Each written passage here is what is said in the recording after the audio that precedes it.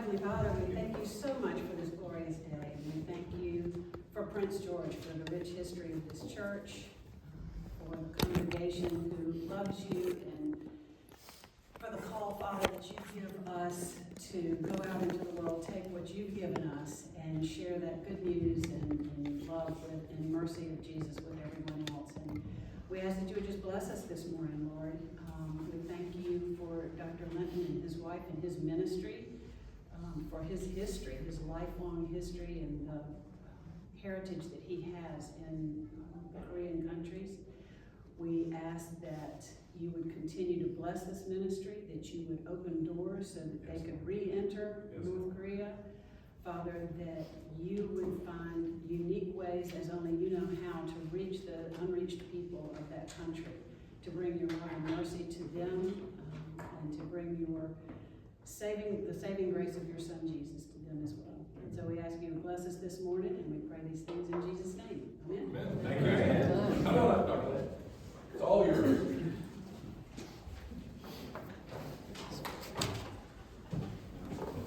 Before I begin, I'd like to thank you for this invitation. There's several reasons why I consider it an honor. For one is we haven't been able to work in North Korea for 5 years, and yet I'm still considered active by Wyndham Parish, and for that I'm very grateful. I'll give more details on that later.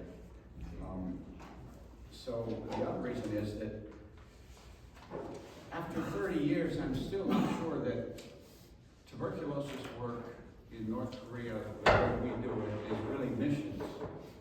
And I'm going to talk a little bit more about that in the 11 o'clock service. We certainly service and assist people who want to do missions in North Korea. But as you might be aware, North Koreans do not permit you to evangelize at all. You can self-identify, which is something we do very, very faithfully. And we can introduce donors who and tell that they are actually churches or Christians.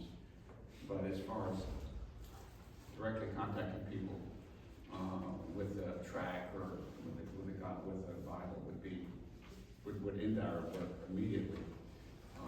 On the other hand, we do get questions about our faith, and it is no problem for us to talk about our faith when we are asked. So it's a little bit more passive than I would like to be, but those are the circumstances under which we work. And I'm not going to go into detail about how we work. The North Korean border closed in 2019, and as yet is still not open due to the pandemic. They recently opened up a industrial zone in the northeast, which, if successful, I assume will eventually mean the reopening of the whole country. But it takes them a long time to make changes. But if you really want to know what a disaster the restrictions related to the pandemic, which really didn't do, from an epidemiological point of view, didn't do anybody any good. If you really want to know what those restrictions mean at a certain level, they ended tuberculosis care in North Korea. It has yet not started. The modern understanding of the phrase Christian charity has been so impacted by cultural biases that in many churches have abandoned the term altogether for the secular term humanitarian aid or humanitarian assistance. Many believe that these terms are interchangeable, something that I have witnessed time and time again in my contacts with the church, even over a 30-year period, raising awareness about the Eugene Bell Foundation. It would require too long a time to unpack all the differences between Christian charity and humanitarian aid. The new American administration's investigation of USAID, however, has been very illuminating. Whatever the differences, there is one overriding similarity, and that is that whether Christian or charitable or secular, all charitable or humanitarian programs are guided by underlying operating philosophies. So they have all of them have a blueprint, guidelines. And while we may be scandalized by what has been uncovered so far, to be fair, it's fair to ask the question, the obvious question, what do you expect when you put the political class in charge of charity? What politics? I mean, that's what they do. And so I think as much as we can find fault with the people who actually are doing it, we also should ask questions about the people who put them in charge. And that's us. And now for some background on our organization. In 1995, the government of the Democratic People's Republic of Korea, that's North Korea, announced that it had a food emergency. And it's opened its borders for the first time and invited foreigners to provide food assistance to its hungry population. This was quite an admission, and actually an admission that very few governments are ever willing to make. I can remember the U.S. government refusing foreign assistance, hurricane assistance, when it was offered by other countries. Initially, the international community was slow to respond, in part because many were not very clear about the differences between North and South Korea. We are moved often by the images that we pick up from the press. And the Republic of Korea, which is South Korea, hosted the 1988 Olympics, and it repackaged the image of the Korean Peninsula as a result. So that Korea became associated more with economic progress than with food emergencies. Foreigners had a fairly negative view of Korea as a result of the Korean War until the 1988 Olympics, and then all of a sudden, Korea became associated with progress. Eventually, the U.S. government assistance made it possible for the World Food Program to send hundreds of thousands of tons of food to North Korea. Though sadly, most of it arrived too late for the worst part of the famine. The Korean American community in the United States moved more quickly. At that time, South Koreans were not allowed to contact North Korea directly, and they are still forbidden from doing so. Some Korean Americans wrote checks to UN agencies, and I was doing some consulting for the UN agencies at the time, and they were very surprised. How could these private sector people write checks to the UN? But they were so concerned about North Koreans starving to death that they actually did this. These private sector responses were well motivated, but often lacked transparency. And when you deal with North Korea, transparency is a big issue. Some of them ignored U.S. government regulations, sending cash, and consequently, a few of these well-intended people were rewarded by having their bank accounts frozen by the Clinton administration. Having been a regular visitor to North Korea for several decades in connection with my academic interests, my contacts in this is another long term, Democratic People's Republic of Korea permanent mission to the UN, DPRK permanent mission, that's their embassy to the UN, contacted me directly and asked me to help with food assistance. I didn't have a lot of money, but I thought it would be interesting to organize a Christian charitable organization to help with this need. With assistance from retired missionaries and their children, I organized a not-for-profit foundation that would facilitate cost-effective and transparent food assistance, an organization that would try to raise funds to provide help to suffering North Koreans, an organization that operated according to biblical rather than secular humanitarian principles. And we can talk about that difference later, but to unpack that would probably take a lot of time. This was the beginning of the Eugene Bell Foundation, named for a Southern Presbyterian missionary who arrived with his wife, Lottie Witherspoon Bell, in 1895. It's when he and his wife first went to Korea. Thanks to our generous donors, primarily, and by the way, Lottie Witherspoon Bell, does Witherspoon sound familiar to you? The Witherspoon branch, or that branch of the Witherspoon family, actually arrived in America in this area. And you can see references to them with the spoon ferry and around here quite a bit. Thanks to our generous donors, primarily Korean Americans and Koreans living in Korea, we were able to ship 60 20-foot containers of rice from the US and 100 boxcars of corn from China over a 2-year period. It works out to be about 10,000 tons of food. What happened in 1997 was quite unexpected.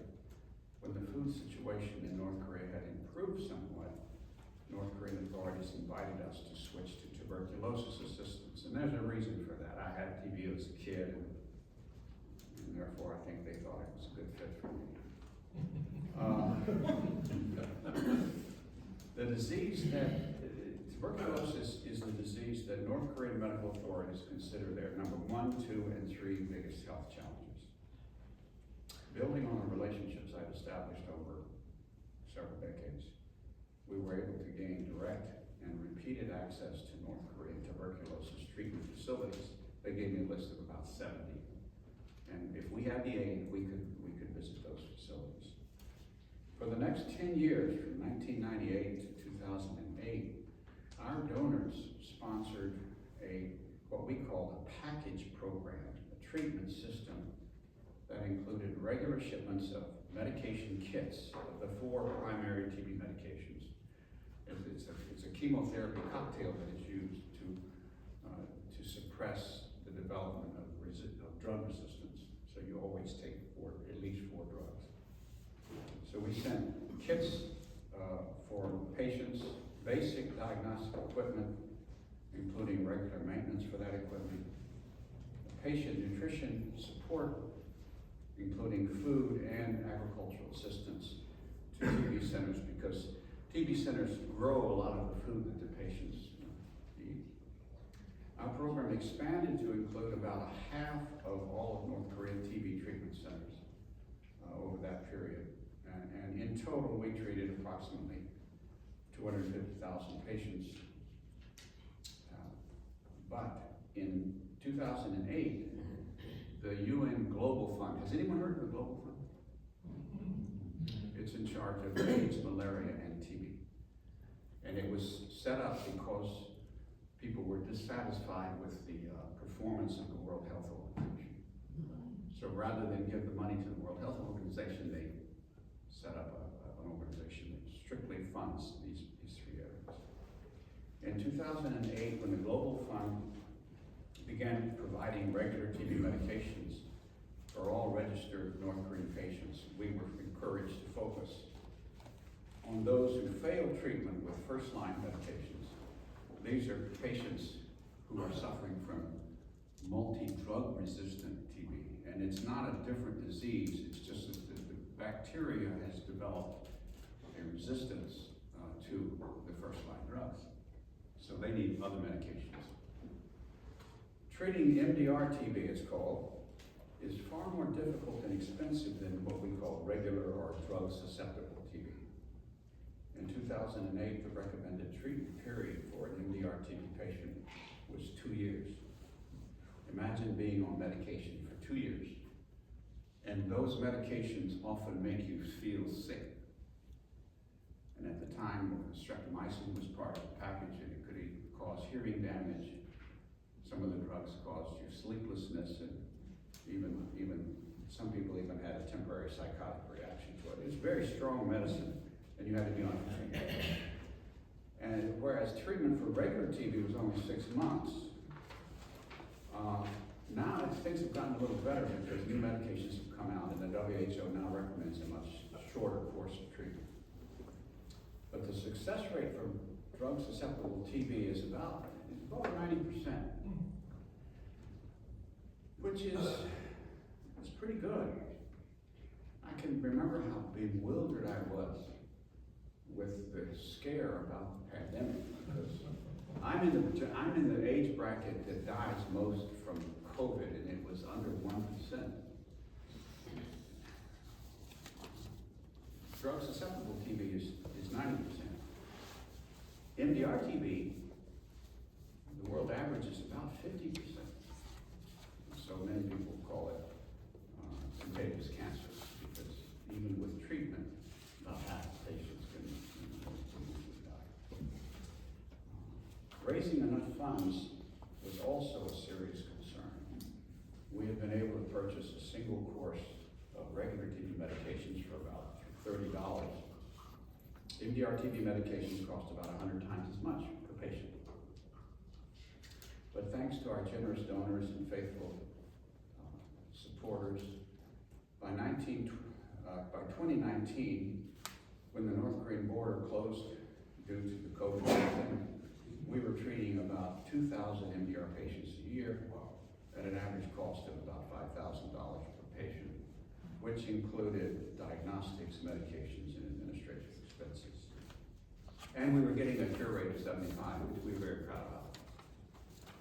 That's a lot of money per patient, but by comparison, MDR treatment in the US for a single patient, and they're using the same drugs, can cost the taxpayer up to about $500,000.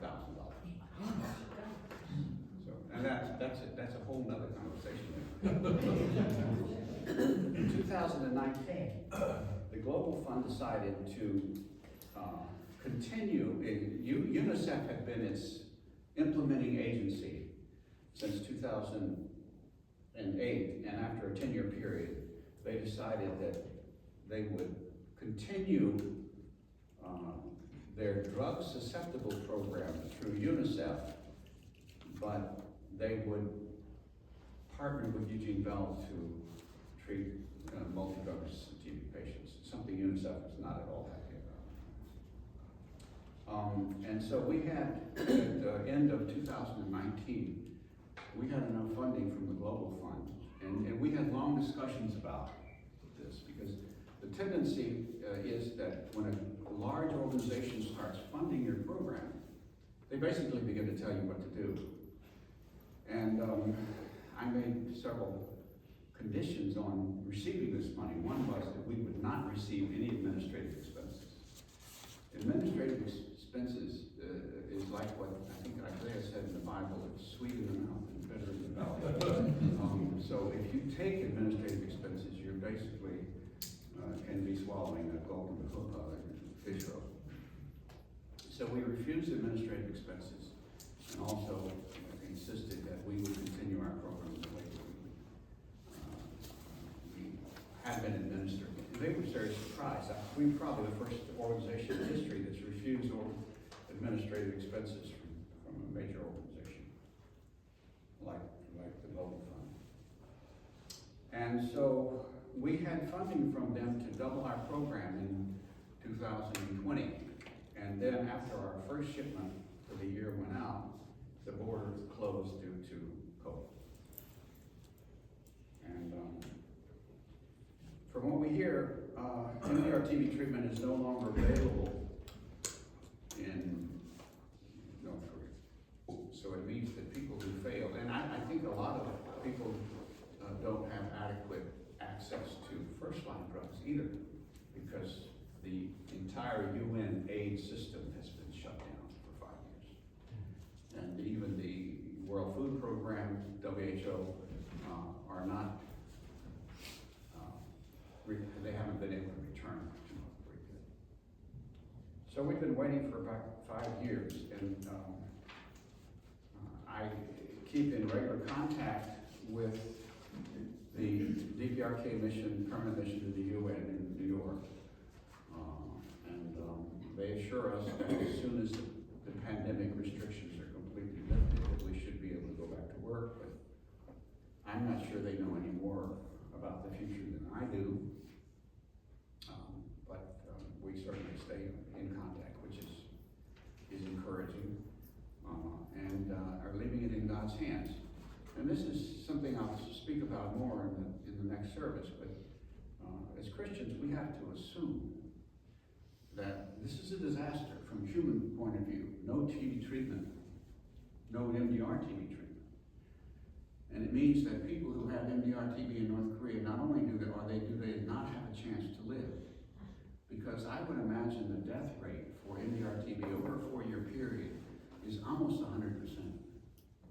So this is a death sentence for them, but often, and this is one of the cruel things about TB, is that you infect the people you love the most.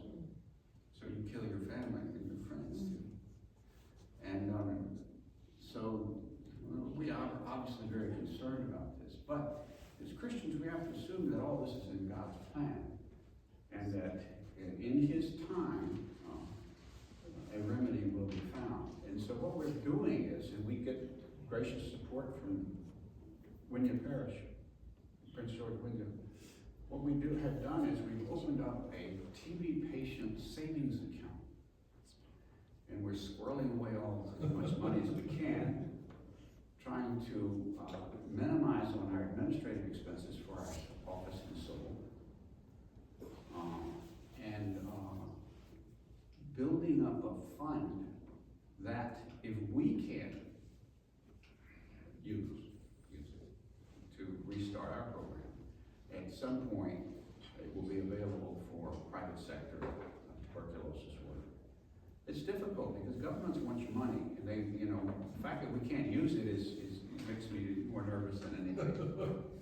But trying to get, the biggest challenge now for me is not fundraising. I think if they opened up, we would be able to find the funding one way or another to continue what we did. The biggest challenge, and then this is the challenge I leave with you, and then I'll open it up for questions, is that even in the church, people have been indoctrinated through the public health school system to believe that serious issues are solved by government. And that therefore the church can play a subsidiary role, but certainly not the major role in meeting major problems in human society.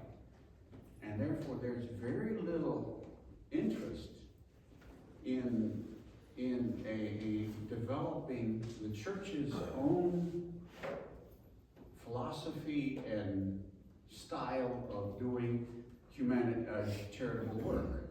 In fact, even the word charity, because of the negative connotations of mass culture, is almost verboten in the church today. Charity is considered a term that demeans the recipient. And if there is anything that Christian charity is not, it is humanitarian. Because we believe that humans are basically born sinful, and therefore to indulge their base impulses would make things worse rather than better. Charity is something you do because of grace. So there's a fundamental conflict of perception of this issue. But I've taken up enough of your time, and I will pause here and open the floor for questions. Dr. Linton? Yes. You have a video. It's still Yes. it's still on Amazon. It's still on Amazon. Would you grab the red pen up there if you don't mind, and write the name of it maybe on that white board right there? If you want to know more about it and you want to see it in the comfort of your living room, it's a fantastic documentary. It's available through Amazon. So if you have Amazon Video at home, you can just put that in the search thing, out of breath, and it'll pull it up, and you can watch in detail what he and his wife and many others have been doing. Doctors from the United States, doctors from North Korea. It's a very, very well done video. Thank you. Yeah, and I'm glad you mentioned that. A little propaganda for us is always welcome. But it's also something of a tragedy. It's been a blessing but a tragedy, because when we first began, my assumption was that the church would step forward and just take over whatever we could do in funding. Because here is a country that probably is arguably the most anti-Christian country in the world. All of a sudden turns in 1997, opened its entire health system for its most desperate patients to a Christian organization. So if this had happened 100 years ago, I wouldn't have to raise money. But not only do I have to raise money, but I alienated some of our former supporters by raising money among non-Christians as well as Christians. And for that, I make no apologies, because when somebody's life is in danger, it's more important to save that life than it is to save them in a way that gives credit to a church or something like that. Yes? I applaud your efforts. Pardon? I applaud your efforts. You're Oh, thank doing God's work. And I'll tell you this, there are a lot of people that feel like you do. Government is not our God. God is our God. And the sooner we realize that we need to divest from government and lead a godly life and do the charities of the community and the world, as a human race, we'll all be much better off. Well, thank you for that. We actually did a program from USAID. They gave us $1 million to provide diagnostic equipment and electrical upgrades for 3 North Korean hospitals. It was a tough, I won't go into detail, but it was a downward slope, and I very quickly came to the conclusion that never. Because there were requests that came along with that aid that were totally inappropriate. I'll just leave it at that. Yes? It's funny, when I hear you with UN, I don't want to say I become cynical, but I worry about them because the United States supplies the vast majority of the money that goes there, and I worry about corruption. And I think of USAID, and I think of all that I've heard just so far, right? That everyone's reading this list of things that I wouldn't support. Well, let's go ahead. So I see 3 things. Number one, why the high incidence of tuberculosis, particularly in North Korea? And I'm not, is it their medical system? Is it how they administer health care? But I don't say that to be critical, I just want to understand why such a high incidence. And then you mentioned something about administration. What does it mean when you don't take administration or wherever the money's coming from? What does that mean exactly? Do you administer the programs? And not the funding organization? I'll start with the easy. Go ahead. With the government, USAID or Global Fund, partner with an NGO, a non-government organization. Their normal practice is to fund the salaries of several employees who will then administer the program. That's very dangerous, because obviously your employees know that their funding is not coming from your donors, your ordinary donors, it's coming from the government. So in a sense, you don't really own them anymore.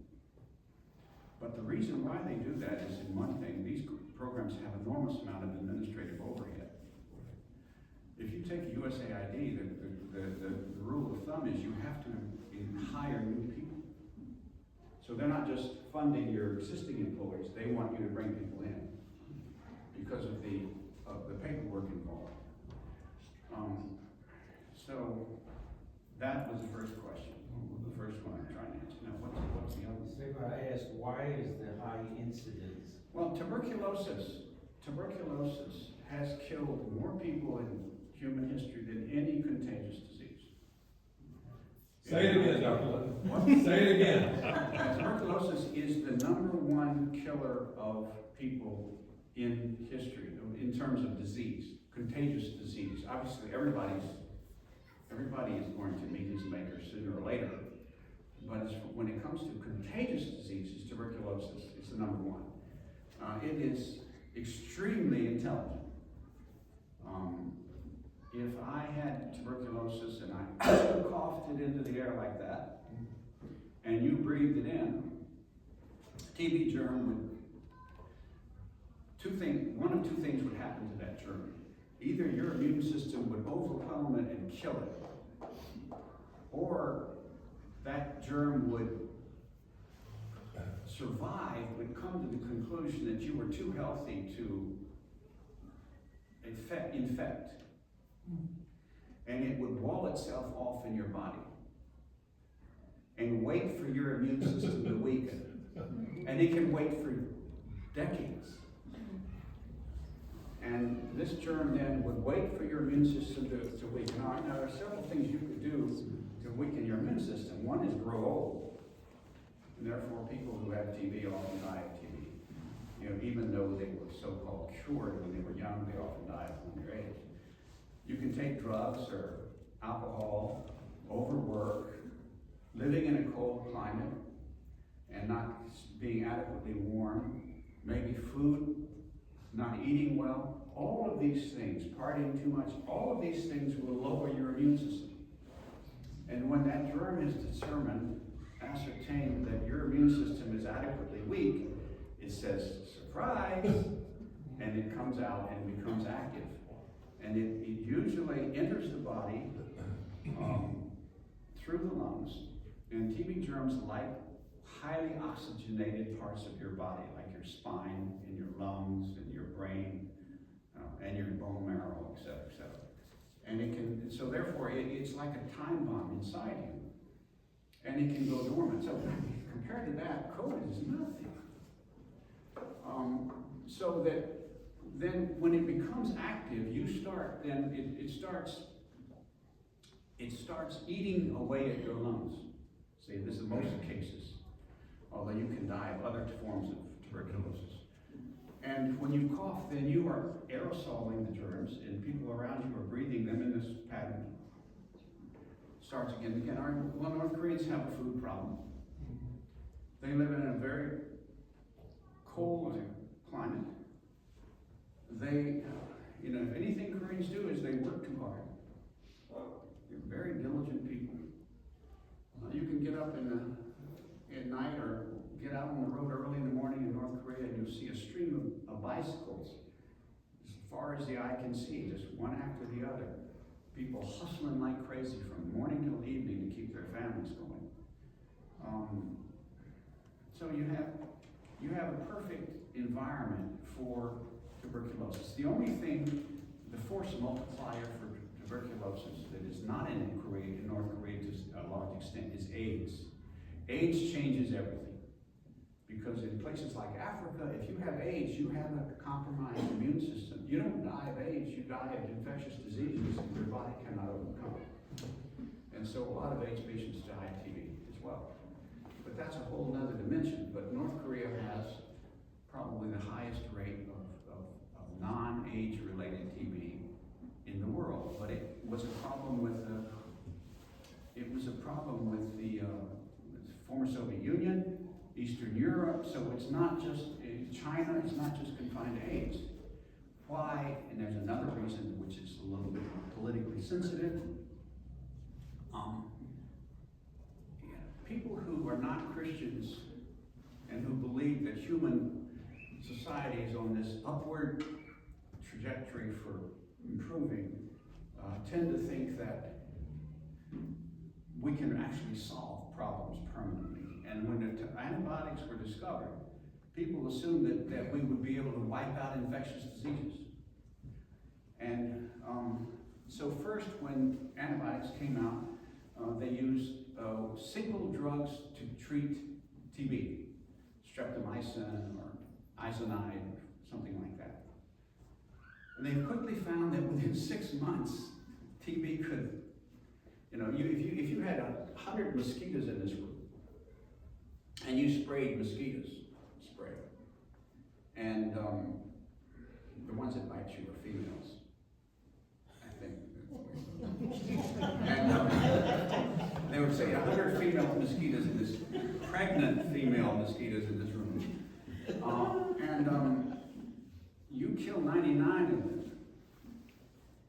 But one of them had a mutation that made it resistant to that mosquito spray. What would happen? You would spray, we're TB free. But that one becomes 2, becomes 4, divides, and pretty soon you have 100 mosquitoes in the room again, and this time you can spray all day long and it doesn't do anything. So then you find another drug and then you spray again, see? All or you do single therapy like this, and every time you do that treatment, you end up introducing resistance to TB bacillus. And over a while, then your sprays don't work anymore. And that's kind of what multi-drug resistant TB is. So the US, the government came up with, the WHO and the experts came up with a 4 medication cocktail therapy, where if this drug didn't kill it, then this drug kills it, and you can do the math on this. And by the time you introduce 4 at the same time, you've reduced the survivability of those mosquitoes down to nearly 0. Now that's kind of how it works. And when they came up with this system of medication, they thought the problem was solved. So it's a one-shoe-fits-all, and they forced all these countries to use the same medications for cocktail therapy over a 20-year period. Guess what happened? And for a long time, the WHO was in denial because it didn't want to spend the money on alternative medications, and the alternative medications were not developed, and we got behind the curve.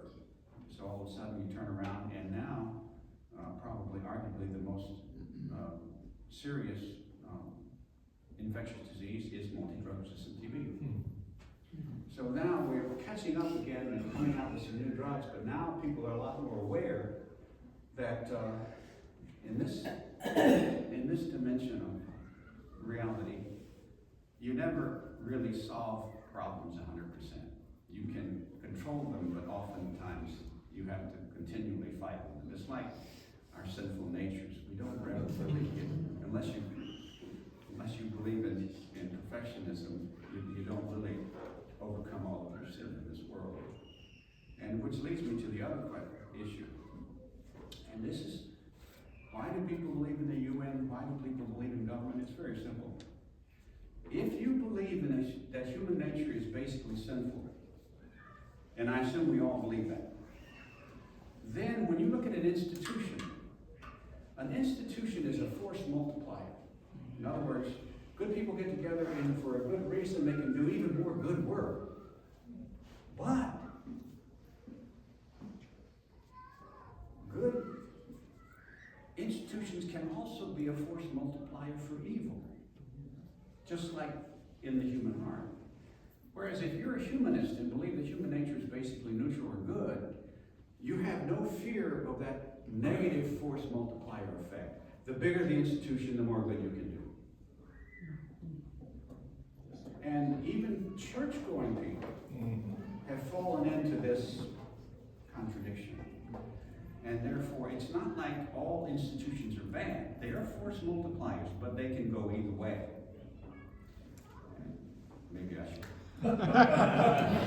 I do have a question, if you have time. Yeah. Okay, I just wondered if there's a proactive kind of thing with PPDs, or are they, like when they do vaccination, are they checking to see if there's? They invented a vaccination for TB 100 years ago. And I'm not a doctor, so I can't pass medical judgment on it, but the consensus in most countries is that it really doesn't do much good. There have been continual efforts, and you will see it surface in the media once in a while, that someone has discovered a vaccination for TB that actually works. But I'm from Missouri. What about assessing if someone has it on a regular Oh, basis? it's too late. Too many, Oh, no. not something. Vaccinations can set you up, and this is what was really crazy about the COVID thing. Vaccinations can presumably strengthen your immune system to fight a disease you haven't gotten yet. But vaccinations don't kill the germs, the bacillus in your own body. They work on your immune system, but by the time you're infected, it's too late. So there's no assessment before? Well, so a lot of nations give TB, BCG shots to children. But the statistical studies are not very conclusive that all North Koreans have had a BCG shot, okay, when they were young. So if pilots and gotaways came across the southern border with TB, Pardon? the if 1,000 gotaways got across the southern border with TB, we could have epidemic in Oh, we have TB. Yeah. Most TB in the United States is from immigrants coming from high TB burden countries. And if 10 people get it in one locality, it's considered an emergency in this country. And we have MDR treatment centers where we have not just TB patients, but multi-drug resistant TB patients by the scores. So, it's in the US, and if you had a food emergency here, and, you know, once you, there are several theories. A lot of North Korea, half of North Koreans approximately have been exposed to TB. And some of them, many of them are carriers of tuberculosis. We have populations of young people now who have never been exposed to TB. And there is a concern that this is a two-sided, they're more vulnerable. But we just really don't know, as far as I know. Why did they close the border in 2020 and 19? Well, a lot of countries closed the border. China closed the border. The US partially closed the border. North Korea decided very early on that it doesn't manufacture the vaccines. And I assume they thought they were protecting their nation from they even shot birds that flew across the border, thinking that it might carry. You know, the world went crazy trying to prevent the spread of a viral infection, which we should all know from the fact that we get colds is impossible. But some countries did it in a much more organized fashion than North Korea was one of them. And even to this day, they're wearing masks and, you know, social distancing and all that. It's nonsense from the beginning. But politicians are not doctors. They're not epidemiologists. And there is probably a political component, to these measures as well, as there was here. Yes. I think I've taken up far too much time. That's fascinating. Yeah, thank you so much. Thank you very much.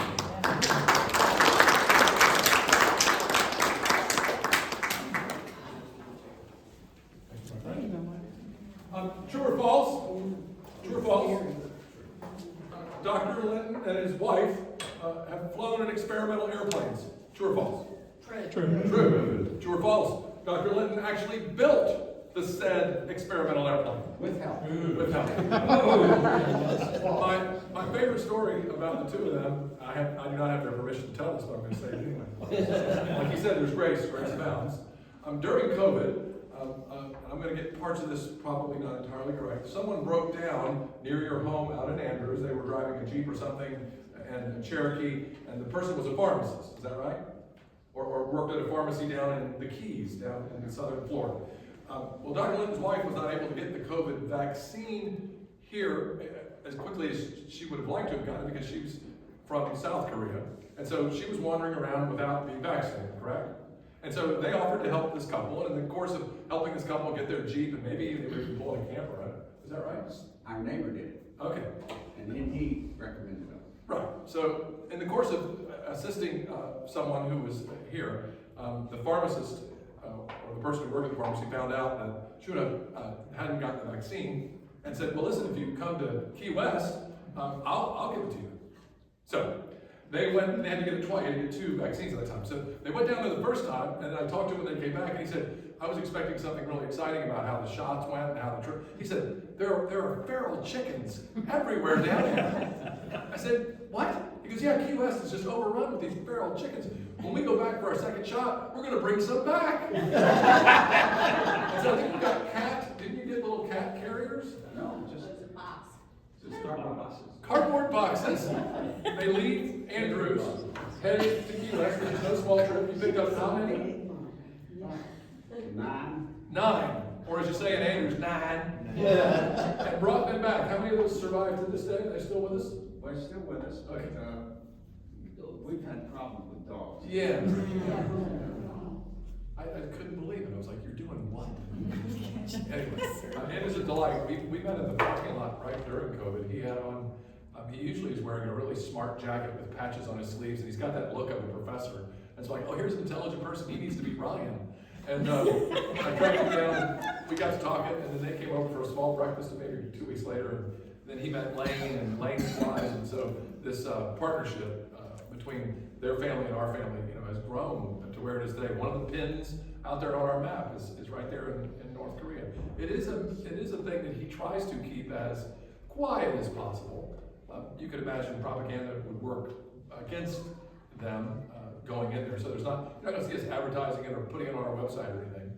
But we do, this church does support the Eugene Bell Foundation proudly, and we love having you in our midst. And it's always great that you guys are here. They've been here a lot since 2020. They were typically going in 6-month increments, right? You go 6 months and then come back. And you grew up mostly in South Korea, didn't you? I thought so. How long have you two been married? Almost 20 years. Almost 20 years. Okay. Well, thank you very, very much for being here this morning. We really appreciate it. We're just gonna put a comma there. I'm gonna try to sweet talk Ramsey into potentially doing Jonah next week, because I would love for Jonah to precede Nahum, which also means I've got all my homework done. But Ramsey, we can talk about it if you get your Jonah teaching next week, because Jonah and Nahum, both of these prophets, are prophesying about Nineveh. And I can't wait to hear what Ramsey says and how he teaches that book, and then I'll come on the heels of Jonah and Nahum, or on the heels of Jonah and teach Nahum. Here's a little teaser for you. Both books, Jonah and Nahum, both books end with a question. And if you want to know what the question is, you got to get your Bibles out and go look. We'll pass all this stuff out next time. But those of you that need to go to 11:15, head out, and we're done for the morning. Thank you.